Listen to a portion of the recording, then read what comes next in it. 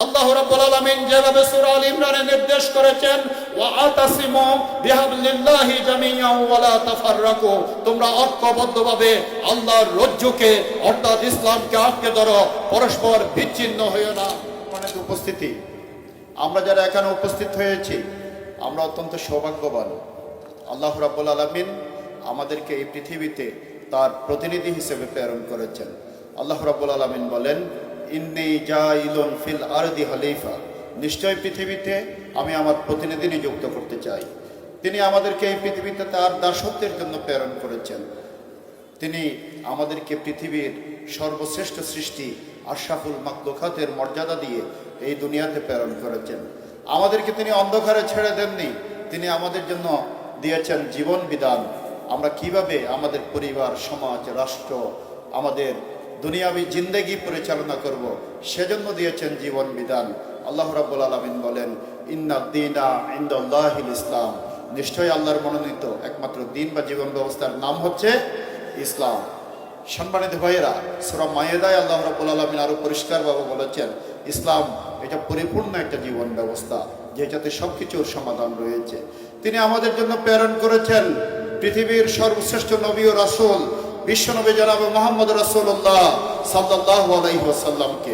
তিনি এসেছিলেন দ্বীনকে প্রতিষ্ঠা করার জন্য, দ্বীনকে বিজয় করার জন্য। সূরা আসফে আল্লাহ রাব্বুল আলামিন বলেছেন, তিনি সেই সত্তা যিনি তার রাসূলকে প্রেরণ করেছেন হেদায়াত এবং সত্য দ্বীন সহকারে, যাতে করে প্রতিষ্ঠিত সকল বিধিবিধানের উপর আল্লাহর এই দ্বীনে হককে তিনি বিজয়ী করতে পারেন। সম্মানিত ভাইয়েরা আমার, নবুয়ত প্রাপ্তির পর মাত্র 13 বছরের ব্যবধানে তিনি পৃথিবীর সবচেয়ে অসভ্য অশান্ত সমাজ সেই আরবকে মুক্তির দিশা দিয়েছিলেন মদিনার ইসলামী রাষ্ট্র প্রতিষ্ঠার মাধ্যমে। সম্মানিত ভাইয়েরা আমার, বিশ্বনবী জনাব মুহাম্মদ রাসূলুল্লাহ সাল্লাল্লাহু আলাইহি ওয়াসাল্লাম যেই সমাজে দ্বীনকে বিজয়ী করেছিলেন সেটিকে বলা হতো আয়ামে জাহিলিয়া। আয়ামে জাহিলিয়া কেন ছিল? সেটা মানুষের কোনো অধিকার সেখানে ছিল না, হানাহানি, যুদ্ধ, বিগ্রহ সেখানে লেগেই থাকতো। সেখানে মানুষের কোনো মর্যাদা ছিল না, চুরি, ডাকাতি, বাণিজ্য কাফেলা লুট করা এগুলি ছিল মানুষের পেশা। সেখানে নারীদের কোনো, আমার মা বোনদের কোনো মর্যাদা ছিল না। সেখানে আল্লাহ রসুল সাল্লাল্লাহু আলাইহি সাল্লাম দ্বীনকে বিজয় করলেন, মানুষকে মর্যাদা দিলেন, মানবিক মর্যাদা প্রতিষ্ঠা করলেন, ন্যায় ইনসাফ প্রতিষ্ঠা করলেন, সকল ধর্মের মানুষের অধিকার নিশ্চিত করলেন এবং নারীদেরকে সবচেয়ে বেশি সম্মানিত করলেন। আল্লাহ রসুল সাল্লাল্লাহু আলাইহি ওয়াসাল্লাম বলেছেন, মায়ের পায়ের নিচে সন্তানের বেহেশত। আমাদের মায়েরদের এভাবে ইসলাম সম্মানিত করেছে। এক সাহাবী একবার আল্লাহ রসুলকে জিজ্ঞাসা করলো, হে আল্লাহ রসুল, খেদমত করবো কার? আল্লাহ রসুল বলেন, তোমার মায়ের, তারপরে কার? তোমার মায়ের, তারপরে কার? তোমার মায়ের, তারপরে কার? তোমার বাবার। 3 গুণ বেশি সম্মান আমার মায়ের জাতি নারীদের বৃদ্ধি করে দিয়েছে ইসলাম। আজকে প্রগতিবাদী এই আধুনিক বিশ্ব ব্যবস্থা নারী অধিকারের কথা বলে আমাদের এই মা বোনদেরকে আয়ামে জাহেলিয়ার সময় যখন জ্যান্ত কন্যা সন্তান গলা টিপে হত্যা করা হতো, মাটি চাপা দিয়ে হত্যা করা হতো, সেই বর্বর অসভ্য যুগ থেকে নারীদেরকে সম্মানিত করেছে ইসলাম। ইসলাম দারিদ্রতা বিমোচন করেছে। সেখানে দারিদ্রতা এমনভাবে বিমোচন হয়েছিল, খুলাফায়ে রাশেদার সময় রাষ্ট্রের কর্মচারীরা হযরত ওমর রাদিয়াল্লাহু আনহুর কাছে এসে বলল, হে খলিফা, জাকাতের ফান্ড থেকে, বাইতুল মালের কোষাগার থেকে সাহায্য করার জন্য আমরা অভাবী লোক খুঁজে পাচ্ছি না, সবাই কোষাগারে দান করার জন্য আসছে। হযরত ওমর তখন নির্দেশ দিলেন, আফ্রিকায় তোমরা জাকাত দাও। সম্মানিত ভাইয়েরা আমার, ইসলাম, ইসলামী অর্থনীতি, ইসলামের অর্থনৈতিক বিধান এত সুন্দর, জাকাত ভিত্তিক অর্থ ব্যবস্থা প্রতিষ্ঠার মাধ্যমে সেদিন খুলাফায়ে রাশেদার সময় ধনী দারিদ্র্যের মধ্যে একটা ভারসাম্য এসেছিল। আর আমাদের এই প্রিয় বাংলাদেশ, পৃথিবীর 3য় বৃহত্তম মুসলিম দেশ, স্বাধীনতা উত্তর বাংলাদেশে আমরা 54 বছর অতিক্রম করেছি। এই 54 বছরের ব্যবধানে আমরা দেখেছি বড় লোক যারা ছিল তারা আরো বড় লোক হয়েছে, আর গরিব আরো গরিব হয়েছে। এটাই হলো পুঁজিবাদী অর্থ ব্যবস্থা। পুঁজিবাদী অর্থ ব্যবস্থায় সাধারণ মানুষের ভাগ্যের কোনো পরিবর্তন হয় না, দরিদ্র মানুষের জীবন মানের উন্নয়ন হয় না। এটা শোষণের হাতিয়ার, এই পুঁজিবাদী অর্থ ব্যবস্থা। সম্মানিত ভাইরা আমার, আজকে তাই মুক্তির একমাত্র পথ হচ্ছে Islam. Islam is a complete code of life.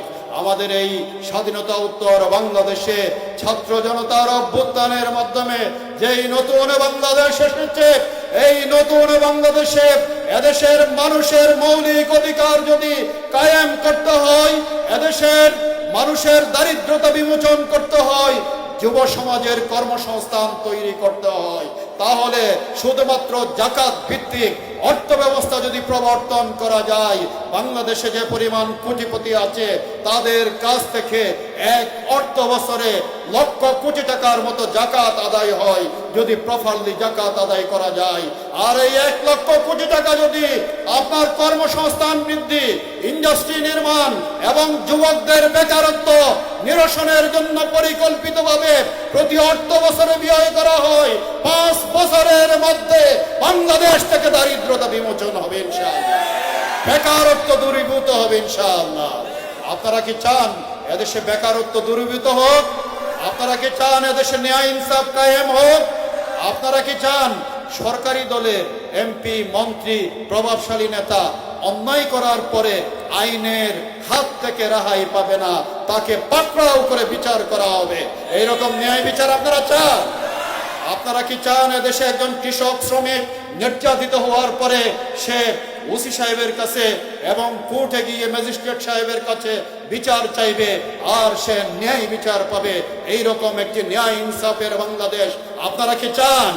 তাহলে সেই বাংলাদেশ উপহার দিতে পারে কেবলমাত্র ইসলাম, শুধুমাত্র ইসলাম, একমাত্র Islam. No east, no west, Islam is the best. আজকের যুব সমাজ জেগেছে, আজকের নারী সমাজ জেগেছে। আল্লাহ রাসূল সাল্লাল্লাহু আলাইহি সাল্লাম বিদায় হজ্জের ভাষণে যে ঘোষণা দিয়েছিলেন, আজ আমি তোমাদের মাঝে দুটি জিনিস রেখে যাচ্ছি, একটি আল্লাহর কিতাব আর আল কোরআন, আরেকটি রাসূলের সুন্নাহ। যতদিন তোমরা এই কোরআন সুন্নাহকে আঁকড়ে ধরবে ততদিন পথভ্রষ্ট হবে না।